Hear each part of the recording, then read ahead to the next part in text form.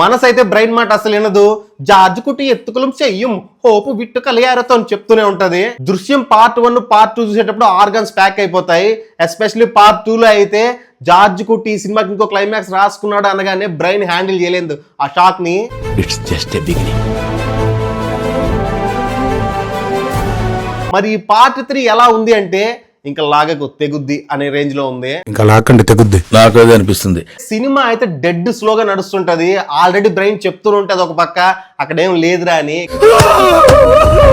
కానీ మనసు మాత్రం ఆశపడతానే ఉంటది మన జార్జ్ కుట్టి ఏదో ఒకటి చేస్తాడు అని. మనసు అయితే బ్రెయిన్ మాట అసలు వినదు. జార్జ్ కుట్టి ఎత్తుకులం చెయ్యం హోపు విట్టు కలియారతో అని చెప్తూనే ఉంటది. అంటే జార్జ్ కుట్టి ఏదో ఒకటి చేస్తాడు, హోప్ వదలొద్దని. ఇక జార్జ్ కుట్టి ఏదో చేస్తాడు అన్న ఆశ మనల్ని కూర్చొని మూవీ చూసేలా చేస్తది. ఏదో చేస్తాడు అనుకుంటే అంజు జార్జ్ ఉతికారేస్తాడు. అంతకు మించి బ్రెయిన్ గేమ్ ఉండదు అక్కడ. ఎంత జార్జ్ కుట్టి పార్ట్ 3 సరిలిలియం 2 డాక్టర్ కన్నా మీనా సూపర్ ఇరిక్కిం. ఇప్పుడు నువ్వు ఏమన్నా? ఇక ప్రభాకరన్ క్యారెక్టర్ అంటే మన తెలుగులో నరేష్ ప్లే చేసిన క్యారెక్టర్ అది చూడగానే అరే అరే అరే నువ్వేంట్రా ఎలా మారిపోయావు అనిపిస్తుంది. ఏంట్రా ఇలా మారిపోయావేంట్రా నువ్వు?